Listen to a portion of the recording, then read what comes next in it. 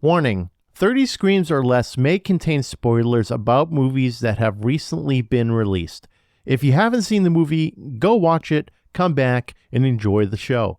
Or, if you don't want to waste your time watching the movie and rather have two random horror dudes watch it for you, we got you covered as well.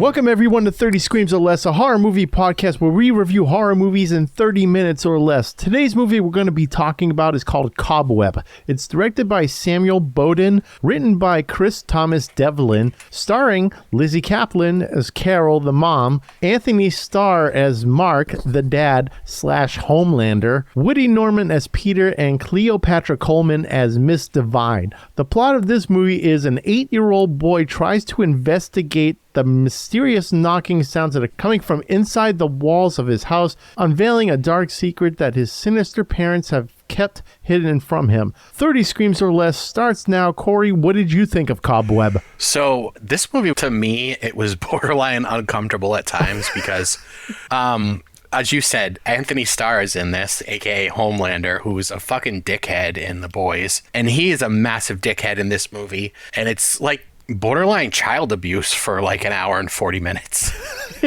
Oh God, I'm laughing about it. But yeah, dude, this movie for like the first half, because basically think of it as like two halves, right? So you have your first half, which is the boy and the parents, like that whole dynamic. And it's very uncomfortable because it's not like they're abusing him, but they are clearly being controlling. They're clearly gaslighting him. It's really messed up. Yeah, like you get the vibe of things. So I want to go to the very beginning of this movie. I loved it so much. It was just Peter in his bed trying to go to sleep. And there is absolutely zero sound in this room. Like you can hear a pin drop. It kind of sets the tone, I thought, really well. And then you start hearing the knocking. But anyways, Peter starts screaming because he heard voices at one point, right? Okay, so he heard the voice at the first time, this girl calling out his name, and he starts screaming, and his mother comes in, and she's like, "What's going on?" And Peter tells his mom what's going on. She literally says to him that it's in his head and leaves.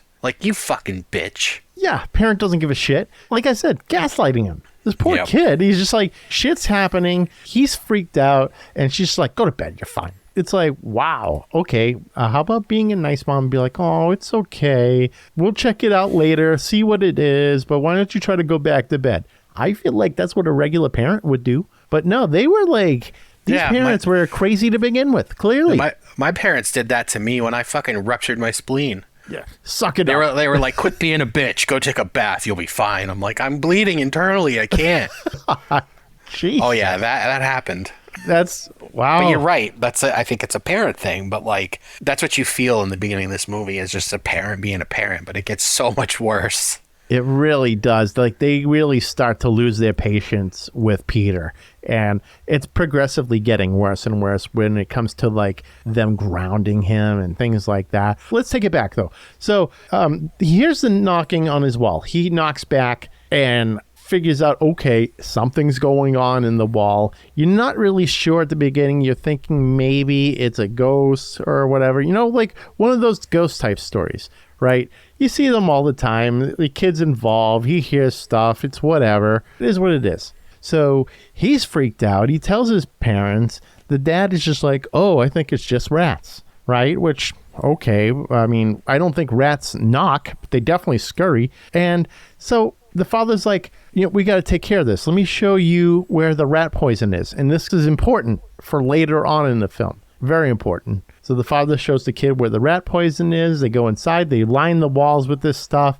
And he says to the son that it smells like cinnamon. But it's obviously bad. You can't be eating this shit. And this is when you start seeing like the parents. They feel very, I guess, stoic. Would you say stoic? Maybe, or just like, yeah, okay, stoic. They're just very by the book. They're very controlling. They don't want him doing things. He tells a story to his son about a girl going missing down the road on Halloween night, so he can't go trick-or-treating. And they're just afraid and controlling. And that's when you start seeing Peter now at school painting these dark-ass paintings of him in the dark saying, "Help me," while everyone else is making regular standard Frankenstein, witches, all that shit. Yeah, and like his teacher was the only one that seemed to care. Because he makes this drawing that says "help me," and his teacher grabs the drawing and she goes to the parents' house to show him because she's worried about this kid. And his parents are just like, we don't give a shit. Thanks for showing us. Bye. Yeah, and I didn't realize substitute teachers give house calls. That type deal. And then naturally, Peter's just hanging out, vibing, being a weirdo, looking at the wall, playing ball or something like that. And the mother comes in and she's like, "What is this?" You know, she's getting on him. She's like, almost like interrogating him. And this poor kid is like, "I'm not asking for help. I just drew something, whatever." He just is letting his expression fly on this paper. And the parents, they want to keep him as isolated as possible. They don't want him talking about this stuff because obviously they know something that he doesn't just yet, but he's learning. Yeah, at this point too, Peter's having full-on conversations with this wall and talking about this kids at school that keep bullying him. And the wall basically says you need to retaliate against your bullies, like teach them a lesson. He goes to school the next day and he follows this kid down the hallway and ends up pushing his ass down the stairs. Oh, God.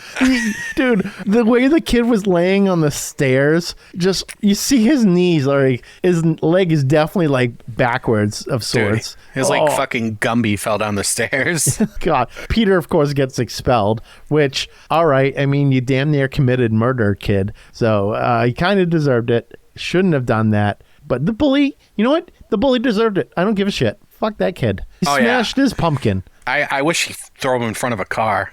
Yeah, just throw him off the building. Yeah, he Dead got kid off number one, easy. get it out. Yeah, he got off easy. Dead kid number one, get it out of the way. Well, he ends up getting it later on, but we'll get there. Oh, yeah, he gets it fucking real bad, like with the other.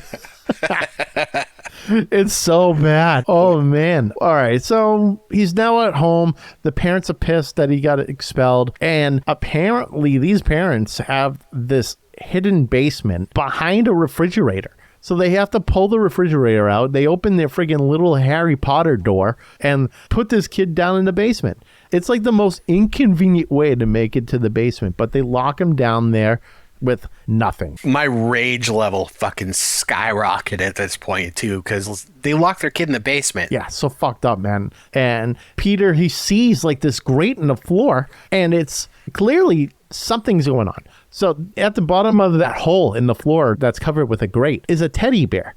So I'm thinking to myself, okay, so are the parents, like, is this their thing? Are they kidnapping kids? Do they like entrap them at some point and then they kill them? And is this their kind of MO deal? Do they do this? But we're still figuring out all of this stuff because it seems like they love him in a really fucked up way. Side note, I was looking at the this bully, Brian. His name is Luke Busey. Do you know whose kid that is? Bullshit. Yes, Gary Busey's kid. Wait, Gary Busey or Jake Busey? Gary. Gary? Oh my God. Dude, he's got to be like in his 70s. Well, Al Pacino is still popping kids out, so. Oh, that's right. He is. All right. How old is Gary Busey these days? Gary Busey. Let's see. He is 79. Oh my God. 79 years old. This kid was probably 6 years old. Oh my God. No. Okay. Yeah, actually, no. Yeah, he was probably 6 years old because the kid in the movie was supposedly 6 years old. Something like that. Wow. That's crazy. I couldn't imagine. That's nuts. I can't imagine having a kid at almost like 60 years old. But hey. He signed with his first agent at 2 months old. Oh, God, was he a Gerber baby? He's been in some Disney Channel stuff. Okay. All right. Well, good for him. Good for him. Right. Yeah. I mean, I guess you can just get into whatever if you have the pull. I mean, I didn't realize Gary Busey had that kind of pull. I knew he had pull with his drug dealer, but... Oh, yeah. Yeah, for sure. But I like the stuff that his son does. Jake Busey. He does some cool stuff. He was awesome in The Frighteners. I don't know if you've seen that one. No, I don't really know too much Jake, but is he as crazy as his dad? Yep, Okay. for sure. Jake Busey, he plays this killer in The Frighteners, but He basically plays a serial killer in the movie who's a ghost. And what he did was he was going around like killing all sorts of people. That's how he got in trouble. He fucking went in around a hospital, killed a bunch of people. They gave him the chair. He's the ghost. That kind of deal. He came back as a ghost and just killed more people. Yeah, exactly. It stars Michael J. Fox. They're all ghosts except for Michael J. Fox. He can see that stuff. It's a cool movie. I love it. I think Peter Jackson made it. Of course. Let me confirm that. Yep, Peter Jackson. Definitely check it out. I have it on Blu-ray. I probably won't. Okay, well, whatever. It's on streaming. Jake Busey. Nope, I'm out. No, you're out? Okay. Anyways, so this kid is an asshole. We've established that. He smashed the kid's pumpkin. He got thrown down the stairs. Kind of deserved it. But, I mean, Peter maybe should have been like, okay, just the embarrassment alone for this kid is enough. But nope. So the person hiding in the wall, like, told him to do this stuff. And then we find out a little bit later, after Peter's been friggin' hanging out in the basement, the mother brings him upstairs after how many days or whatever he was down there. We find out the person in the wall is his sister, which fucking crazy because you didn't know. I mean, it could have been maybe a kidnapped kid or something where it could have been a ghost. We still don't know. We don't actually have any physical evidence at this point. I thought it was going to be, because they made references in the beginning several times of a child going missing a few years before. So I thought maybe like the parents had kidnapped the kid and that's who was in the wall, or maybe even Peter was kidnapped and wasn't actually related to them. Yeah, exactly. That's kind of what I was thinking about. Like, I was thinking maybe this is a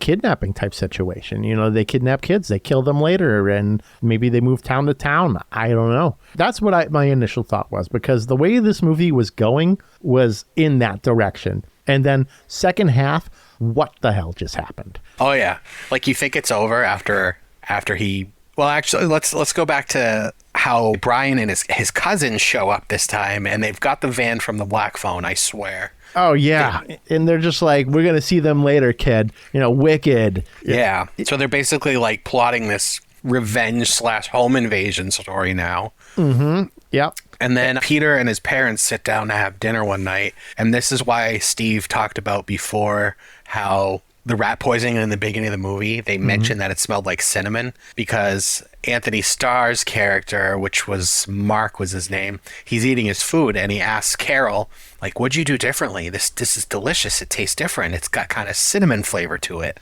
And then it clicks. Yep. And he's like, what did you do, Peter? What did you do? And then he proceeds to start puking up black tar. It was so fucking nasty.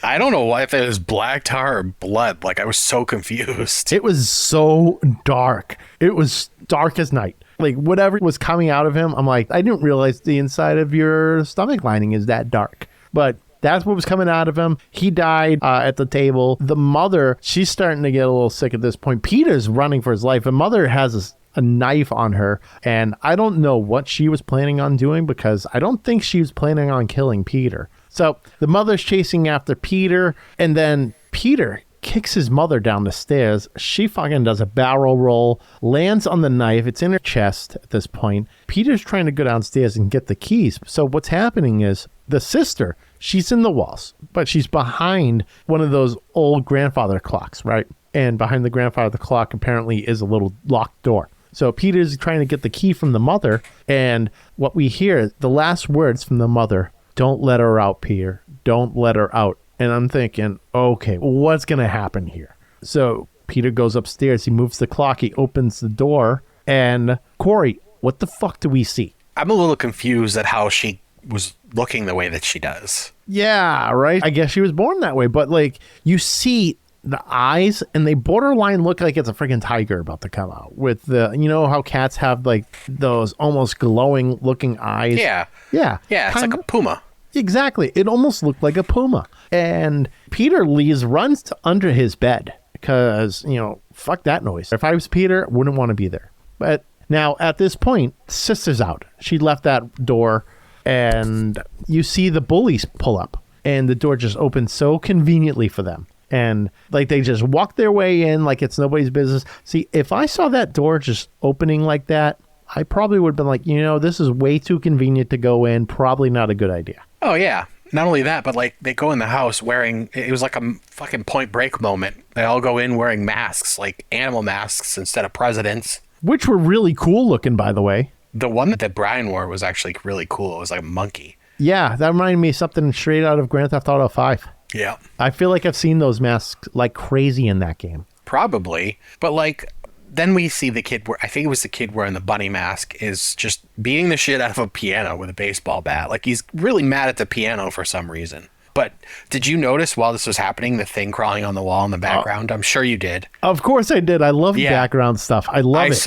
I saw that and I'm like, oh, Steve's loving this. I have a hard on for background stuff. Yep. Yeah. So we see, and it's blurred, right? It's blurred. It's not really easy to see. It's very subtle, but you see something climbing on the wall. And this kid is just smashing a piano with a baseball bat. And then this kid, like, he falls down. He gets sucked under the piano. And I swear, Corey, he just straight up exploded. It was like a blood tidal wave just went across the living room floor. Yeah. So that's our first dead kid. Yep, dead kid 1. Because this is a span of, 15 minutes of pure insanity. So yeah, but it's about 3 minutes of kids dying. Exactly. So that's dead kid 1. Dead kid 2 is one of the other cousins. He's coming from like around the corner in the house, and he starts getting picked up and like up to the ceiling and down to the floor, and like he's getting like almost bounced up and down, and then he's pulled away. He's dead, clearly. But then and then the bully, what was it, Brian, right? Yeah, Brian. Oh my God, fuck that kid. So Brian, he deserves this. Yeah. So Brian, he's on the ground. He slipped on blood, kind of walking in crutches. So this kid is just completely immobile, and he's screwed. He's absolutely screwed. Now, at that point, we have 2 dead kids. Brian, unfortunately, we do not see his demise. We just assume he's quite dead. Yeah, because we hear him screaming. Yeah, we hear him screaming, but the way he dies is that thing is on the ceiling, and the hair, the long hair, is hanging down, and it covers him, and there's spiders all in the hair and stuff. And then we hear the screaming. So we're assuming dead kid 3 at this point. Yeah, for sure. For sure. Dead kid 4. Dead kid 4 is the other bully. He's running for his life in the house and ends up getting his head lopped off. I did not expect this craziness to happen. He has his head lopped off, and he's still kind of walking, and it's almost like a chicken getting its head cut off, running around type deal, except this one is just straight walking around like he's like, doesn't know what the hell to do, and then his body finally collapses, conveniently up against the wall. So that's dead kid 4. And now at this point, Peter's under the bed, and the sister, she's on top of the bed, and she's talking to him. And she gives him a pumpkin, and inside the pumpkin is a head. So yeah, whose head was that? I think that was Brian's head, because it wasn't a big pumpkin. I mean, he's a small kid. So that's my guess, is that she put that head inside the pumpkin as a present to him, because, you know, that was his bully. So I'm thinking, yeah, makes sense. So I'm thinking that was Brian's head. I couldn't tell exactly, though. I'm just assuming it was his head. And that's my guess.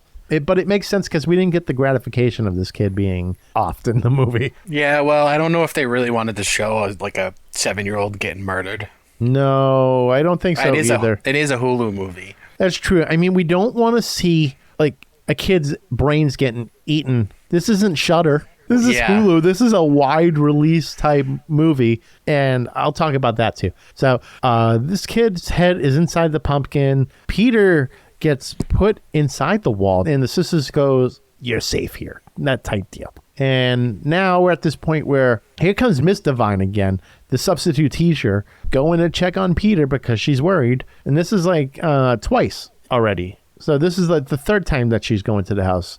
And of course, doors open. She walks in. She sees the pure carnage that's happening. And then the sister freaking crawling around like she's a spider. So creepy, Corey. Oh my God, yeah, it was kind of terrifying. Yeah, just seeing that, like, contortionist, I feel like they might be contortionists, the person that's playing the daughter, because that's some real, like, bendy shit. Could have been, yeah. I mean, we've done movies before where they've used actual contortionists. Yeah, like Anything for Jackson, where they used that contortionist, the guy with the wrapped up face. You remember that? Oh, yeah. That was yeah. Another side note here, because I'm just browsing IMDb as we talk about this. Brian's mom in the movie, the kid, you know, the bully's mother. Yeah. Is his real mother. Oh, no way. Wow. So, AKA Gary Busey's ex-wife. Gary Busey's ex-wife. How many's he got at this point? I don't know. I got to know the kid counter. I wonder if he's got as many as Ric Flair. Oh, wait. Oh, wives for Ric Flair? No. I think Ric Flair's at 4, 6 maybe? I don't know. He just keeps collecting the wives. Yeah, I don't know. Yeah. He's probably got several. He's probably got 16 wives. Most of them are dead. About as many wives as he does title reigns. So he's got 3 kids. Okay. Jake, Electra, and Luke. Oh, okay. That's not that crazy. I was expecting way more. It looks like he's only had 2 wives. Good for him. That's Nope, pretty standard. 3. Oh, 3. Okay. All right. No, 4. Wait, 5. Fuck, I can't count on both of my hands and how many he's had. Damn it. That's wow. That's more than 10, by the way. Okay. Yeah, that's a lot of wives. So, you know what we didn't reference, by the way, at the beginning, now that you're mentioning like all these factoids, Seth Rogen was a producer for this. I saw that when the credits were rolling in the beginning, and I just assumed it was a different Seth Rogen. But I saw that, was like, wait, what? But here's the thing that I've been noticing, and I don't know if this is a trend or not. Comedians or comedy writers writing horror movies. So we have Seth Rogen in Cobwebs. He's not a writer, but a producer. You remember the show Whitest Kids You Know? yeah. Okay. One of them directed Barbarian. Huh. Okay. And then you have Jordan Peele, who's got like this friggin' amazing portfolio of movies with Us. Nope. Get Out. Get Out, Candyman, and he's directing all these movies, and I mostly knew him as like doing comedy stuff. So it's I'm starting to see this trend now where and Danny McBride, Halloween. That one is that one was very like surprising to me because Danny McBride's known for mostly comedy roles. Exactly, and that's what I'm saying is that a lot of these comedians or comedy writers, it seems like they're starting to venture off into this horror realm, which I'm more than fine with because they're putting out some bangers. Seth Rogen's got his name on everything, it seems, and good for him. He's I like Seth Rogen. Oh yeah, me too. A lot of the stuff that he's in, I'm a fan of. All he usually talks about is dick and fart jokes, though. So yeah, well, I mean, which is funny, but like I don't know. There's only so much I can take. Well, like I fucking hated Sausage Party. Yeah, Sausage Party was weird. I wasn't the biggest fan of it either. Like, if it's on, I go, I'm going to go watch The Fifth Element instead. I put The Fifth Element on. Yeah. Yep. If I'm flipping through the channels, Fifth Element is on somewhere, and then my night is ruined by me watching that. I'm like, well, I was going to make dinner, but now I'm going to sit here and watch The Fifth Element. That's me. I love watching that movie. But Sausage Party, not that great. He's been in a lot of stuff, though, that I do like. Freaks and Geeks, great show. Donnie Darko, he was one of the bullies in it. Yeah, did you watch, it was a show. Oh, it was called Plutonic. It's on, I believe, Apple TV that he just did. Okay, yeah, I haven't heard of it. It's him and Rose Byrne. It's just 2 childhood friends reconnecting as adults. But it's like a kind of a serious role. And it's also got the funny stuff in it that Seth Rogen's known for. But anyways, the first season just wrapped up and it was surprisingly really good. So he's versatile. He can do other things. Yeah, and I think after a while with comedians, they kind of have to venture into those different realms because you don't want to be typecasted as a comedian. You have to be able to grow. I mean, that's why Jim Carrey went on to do all sorts of dramatic roles. Same with Robin Williams. They all eventually go into the drama realm. But I feel like with comedians, they have such range when it comes to storytelling and expressing themselves and stuff like that. And it can lead to them succeeding in those kind of roles. Yeah, definitely. So Seth Rogen produced this. That's interesting. Let's go back to the pure carnage still that's happening. So substitute teacher is in the house. Substitute teacher gets scratched by the sister. She's running for her life at this point, trying to find Peter. Peter is straight up saying to her, run. And when a little kid is saying to a full-blown adult that you need to run, get out of here, that's obviously a bad sign. Yeah, this kid has seen some shit. Yeah, he's traumatized for life, that's for sure. So she ends up getting into his room. The sister's on her tail, crawling and shit like that against the walls. Freaking weird stuff. And she manages to break Peter out of the wall by smashing it and gets him out of there. They run for their lives, but Peter gets sucked back into the house by the sister. The sister's clearly not going to hurt Peter. She doesn't want him to leave. Yeah, she just didn't want him to leave. She wants him to be with her. And because they're brother or sister, I guess maybe they have that special bond. Siblings do. And I think that's the case here. So Substitute goes back into the house and she goes in the basement and tries to save him. Peter's in that hole where the sister, I'm assuming the sister was one day in the past because there was a teddy bear down there. You remember that, right? Yeah, with the teddy bear. So I'm thinking maybe the sister was down there at some point, which makes sense. I think the teddy bear is what made me think that the parents were who kidnapped the kid and they were talking about in the beginning. Exactly. Yeah, so which makes sense. And that's why I was initially thinking that maybe they were like this sadistic family that kidnaps kids and kills them. Because we've seen some movies like that before. I'm sure I've seen something like that. Like that kind of premise sounds familiar to me. So Peter somehow manages to get his sister's hair that's hanging down into the whole Rapunzel style. He's pulling it like he's climbing a gym rope at the gym. And he's just climbing his ass out of the friggin' floor. And the Substitute is hitting the sister in the stomach with the crowbar. They lock her in that hole, and that's it. That's how the movie ends. This poor, who, by the way, I didn't even mention this, looks like the shark from Finding Nemo. When they do the close-up on her face, I giggled. Yeah, that was as soon as I saw that, I'm like, oh, come on. Oh, why'd you do this to me? You did me dirty. I had a good chortle at that reveal. It was a funny reveal. I was like, oh my God. Okay, this is a little weird looking. But yeah, apparently when the parents saw her at birth, they screamed. That's her voice, I guess. But they were happy when Peter was born because he looked like a normal ass baby.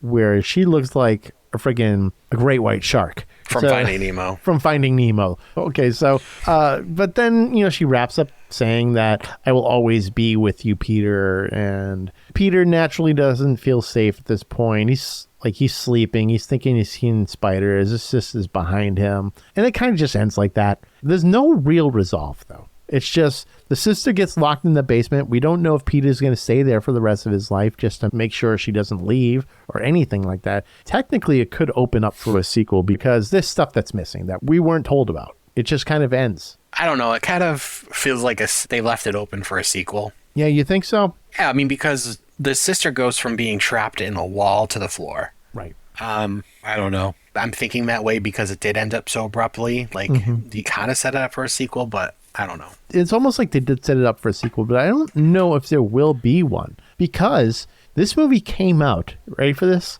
same weekend as Barbenheimer. Doomed to fail. Absolutely doomed to fail. So the producers had two movies come out in the same week? I guess so, yeah. Which, all right. I mean, I probably would have held off a little bit longer on this one. Yeah, or it's like you're tanking one of your own movies. Maybe it's a tax write-off. Sometimes they put these garbage movies out. They need to friggin' say, oh, yeah, we have a loss because of this movie, and now they put it on their taxes. That's my guess. I'm no tax expert, but that could be the case. Okay. Yeah, I don't know. That's my theory. I'm going to stick to it. So, Corey, what do you give it? So I ended up actually giving this a 4 out of 5, Dead Kids. I did enjoy this movie quite a bit. I think Anthony Starr was the best part of this whole film. I think him in a horror role is kind of where he excels because we've seen him as Homelander where he's a fucking dickhead. Oh, yeah. And now in this, he's an asshole. I thought the whole movie did really good. It built suspense for an hour and a half, 45 minutes, however long it was. It started as soon as the opening credits rolled, too. I don't think it was perfect, but I really enjoyed how original it was. Yeah, I feel the same way. I gave it a 4 out of 5 as well. It was a refreshing take on a movie. I did not expect the sister to be this fucking spider type thing. I had no idea. I mean, we thought cobwebs, she's in the wall, she's with the spiders, something like that. You don't know. It could be like that. So I agree that Anthony Starr was, I think he's born to play an asshole in movies or shows, whatever. I don't know if it's the look or his attitude or something, but it works for him. That's his bread and butter. Yeah, I'm sure he's done a ton of other stuff, and I'm not too familiar with his work other than The Boys, because I watched that, but I want to see him not an asshole, which I'm sure he is, and something else. But yeah, put him in a rom-com or something. Yeah. When they reboot Friends. Exactly. Oh, God. Yeah, they would probably. Friends, Friends After or something, and they just throw him in the mix. Yeah. Who knows? He'd be perfect in that cast. Make him what is it? Chandler, who just passed away. No. It's funny I bring this up because Joanne and I are currently starting Friends over from the beginning. Oh, nothing wrong with that. Because I had never watched it, so that's why this is kind of fresh on the brain. I'm like, he would actually be good in that. I'm sorry. Repeat that again. You've never watched Friends? Yeah, because I was too much of a man. I didn't want to watch it. Too much of a man. Yeah, now I'm like... Now you're a man. Man, Yeah. man, yeah. Marily man, yeah. Yeah. So now basically it's all I want to do is watch Friends. That's great. That's a fucking great show. Yeah, it's surprising. But I am glad you're into it because I think it's a fun one. It's a fun show. It's a great show to like watch when you're just winding down to go to bed. Something funny. It's a half hour. You know, if you don't want to watch too much, throw that down. And if you want to watch more, you can watch more. That's what I like about sitcoms. 30 minutes. If I want to watch more, I don't have to be so invested in an hour-long show. Because hour-long shows are fine and all, but sometimes I just want to watch something quick to pass the time and then move on with my day. So that's the same can be said about this podcast because we have this mutual feeling about how we like shorter shows and shorter podcasts, or we decided to make this podcast short. Exactly. Yeah. Unless we start rambling about something and then it ends up being 40 minutes like this one. Yeah. Oh, speaking of which, the soup that they were eating, did that remind you of porridge? Definitely a little bit chunky for a soup, so it could have been porridge. It had that porridge consistency. It looked very thick, that wasn't a soup to me. That was far past a stew. Hold the rat poisoning. Yeah, maybe it was the rat poisoning that made it real chunky thick. But kind of going She was real thick. Yeah, she was thick, yeah. Okay, so great job building tension. I like the score.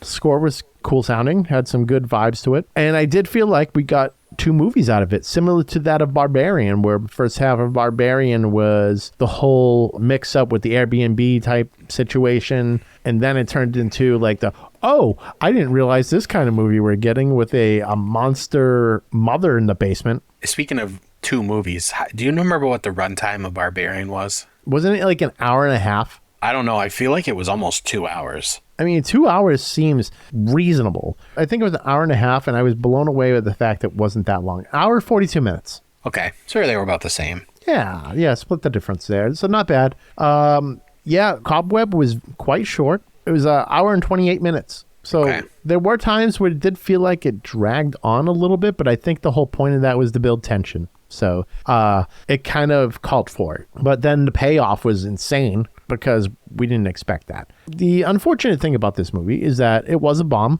It was technically a bomb. It had an $8 million budget. A budget of $35 million and only made $8 million. And I don't even think it was released in the States. I wasn't seeing anything on Box Office Mojo that it was actually released in North America. Yeah, I was going to say, until you just said that, I didn't know it was even in theaters. Yeah, it was in theaters. France had it. I know that. That was the highest performing place for that movie. So France numbers were good and other places were good as well, but nothing for North America or Canada. So maybe it just didn't have that kind of distribution. Maybe it was more meant for it to be a streaming movie on Hulu. And I think it's going to get a second life, though, on Hulu. I feel like it's a hidden gem. It's a good watch. It's not too long. It's unique. It's something I would definitely recommend checking out. Yeah. I'm hoping by it being on, the trending movies for the genre that more people will pick up on it. And perhaps we do get a sequel. Oh, yeah. We'll see, because sometimes that happens. Sometimes something is like a cult classic, cult following, and then they make a sequel because so many people just want it. Maybe that's what will happen in this case. We'll have to see. Time will tell. Yep. All right. I think we can start wrapping it up here. Everyone, be sure to like, follow, and subscribe on Facebook, X, Instagram, TikTok, Threads, and YouTube. Leave us a 5-star review on all podcast platforms so we can get some more exposure. Of course, be sure to tell your friends. We're also a part of the Shining Wizards Network. Be sure to visit shiningwizardsnetwork.com. They're an awesome podcast network ranging from wrestling to heavy metal to horror. So all sorts of good stuff. Definitely check out all of the shows on their network. Visit 30screamsofless.com for all previous episodes and transcripts to go with those episodes. And if there's anything you want us to review, send an email to 30screamsofless@gmail.com or hit us up on social media. Use that hashtag 30screamsofless. We'll talk that way. Also, buy our merch, please. Damn it. I like how you were nice and then you were like, damn it. Damn it. No, Buy our merch, damn it. buy our damn merch. Listen, Vince. So, yeah, everyone, buy our merch, please. We got to pay for our server costs. We got to save some money here, all that good stuff. But not even just that. We got some awesome stuff up there. We got some really cool merch, an awesome shirt design by Greg Murphy, some cool drink bean coffee mugs, all sorts of stuff like that. There's some fun stuff up there. And we're always putting up new things to just have a really cool online store. So buy something. All right, everyone. I'm Steve. I'm Corey. And thanks for listening to 30 Screams or Less. And don't forget to drink your beans. I shall call him Squishy, and he shall be my Squishy.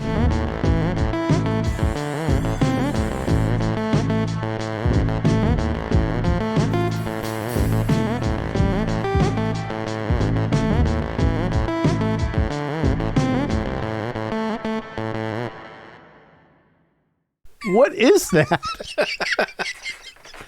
What? I don't even know what that's from. Yeah. Finding Nemo. Oh. That's good. You made the Nemo reference, and then I was like, oh. And then you remember when you asked me what I was looking up? Yeah. I was looking up really good Finding Nemo quotes. God, don't worry about it. Oh, that was funny.